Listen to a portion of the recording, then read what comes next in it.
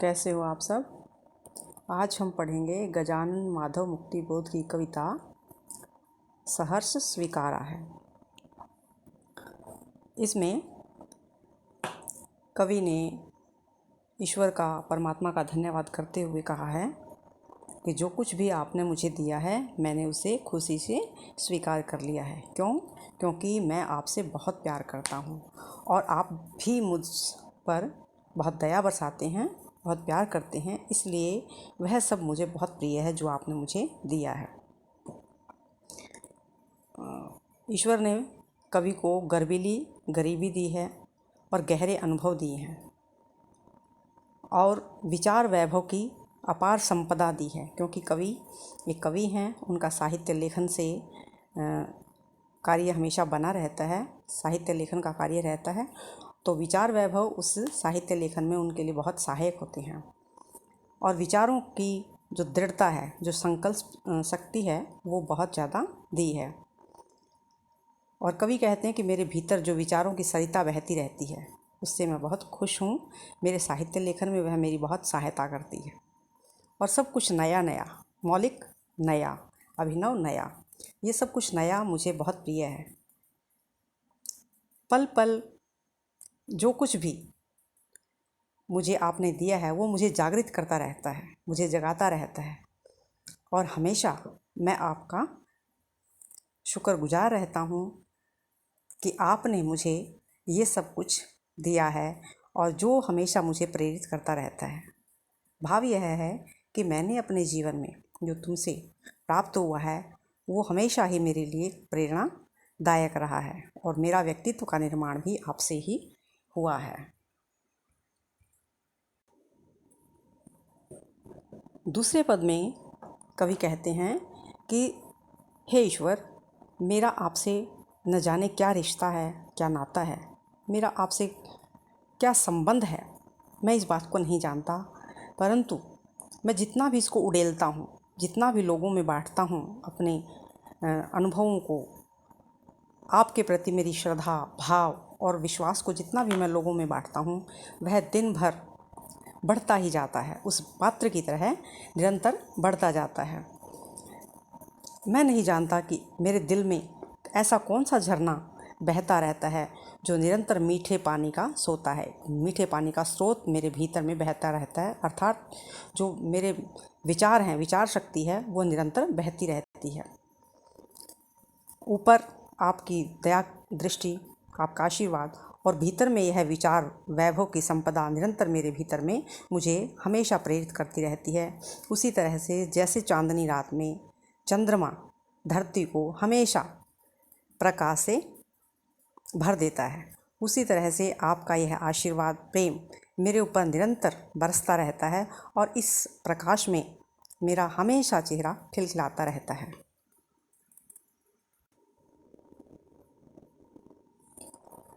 आगे कवि कहते हैं कि सचमुच मुझे दंड दो कि भूलूं मैं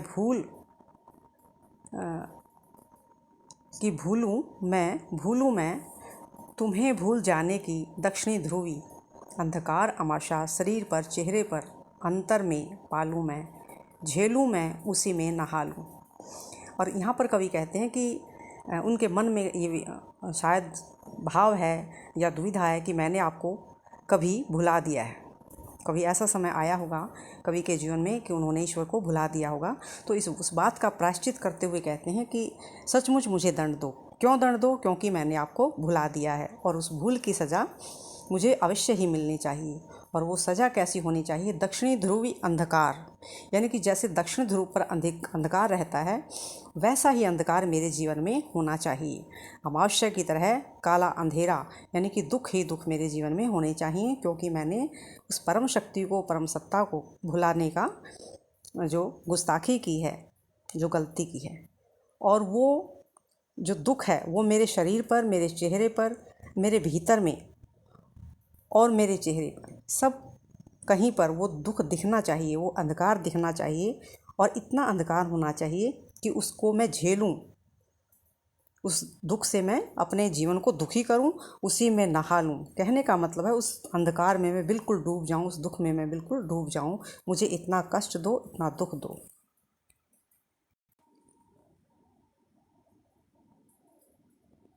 और आगे कवि फिर कहते हैं कि अभी ईश्वर को फिर से संबोधित करते हुए कहते हैं कि आपकी दया कृपा मुझ पर इतनी ज़्यादा बनी हुई है कि मेरे जीवन का जो उजाला है, जो सुख है, जो प्रकाश है, वो आपसे ही है।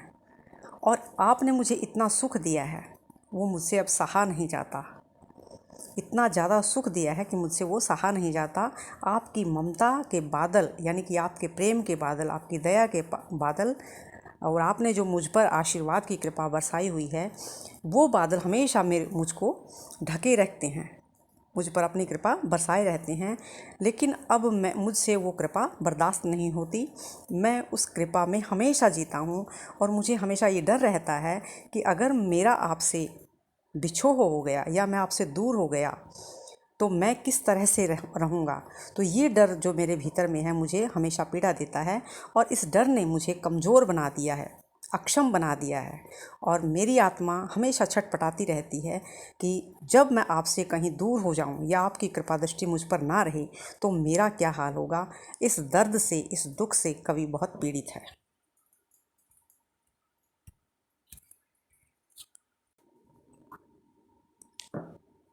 और इस पहरे में कवि कहते हैं कि सचमुच मुझे दंड दो कि हो जाऊं पाताली अंधेरे की गुफाओं में, विवरों में, धुएं के बादलों में, बिल्कुल मैं लापता लापता की वहाँ भी तो तुम्हारा ही सहारा है।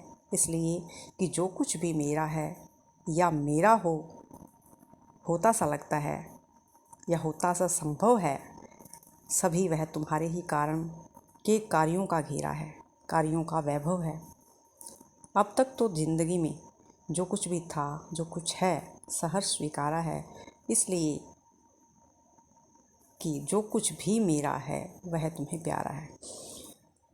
इस पहरे में भी जो कवि यही बताने का प्रयास करते हैं कि मुझे दंड दो, हे ईश्वर मुझे दंड दो, इतना दंड दो कि मैं गुफाओं में और पाताल में छिप जाऊं। अर्थात कहने का भाव है कि मैं बिल्कुल अंधेरे में दफन हो जाऊं, मेरे जीवन में इतने अंधेरे, इतने दुख आ जाएं कि मैं उनमें बिल्कुल खो जाऊं, धुएं के बादलों में, यानी कि मेरे जीवन में दुख के बादल हों, धुएं के बादल हों और मैं बिल्कुल लापता अपने आप को कर लूं। लेकिन फिर कवि को एहसास होता है कि अगर मैं धुएं के बादलों में या दुख में भी रहूँगा फिर भी मुझे आपका ही सहारा होगा। उस दुख से उबरने का सहारा भी आप ही हैं, एकमात्र सहारा आप ही हैं। इसलिए क्योंकि जो कुछ भी मेरा है वह आपका साथ दिया हुआ लगता है, क्योंकि जो कुछ आप मुझे दे रही हैं मेरे मन में यही रहता है कि आपने ही मुझे दिया है। जो मेरा है या मेरा होता हुआ लगता है या भविष्य में मेरा जो होगा, मुझे सभी वो आपके ही कारण मिला है। और इसीलिए वो सारे के सारे वैभव आपके दिए हुए होने के कारण मुझे सभी कुछ प्रिय हैं। अब तक जो ज़िंदगी में मुझे जो कुछ भी मिला है वो मैंने खुशी से स्वीकार किया है, मैंने उसको खुशी खुशी स्वीकार किया है। उसके लिए मुझे कोई शिकायत नहीं है, क्योंकि जो कुछ भी आपने मुझे दिया है वो आपको भी तो प्यारा है, और जो आपको प्यारा है वो मुझे सहर्ष स्वीकार है, वो उसको मैं खुशी से स्वीकार करता हूँ।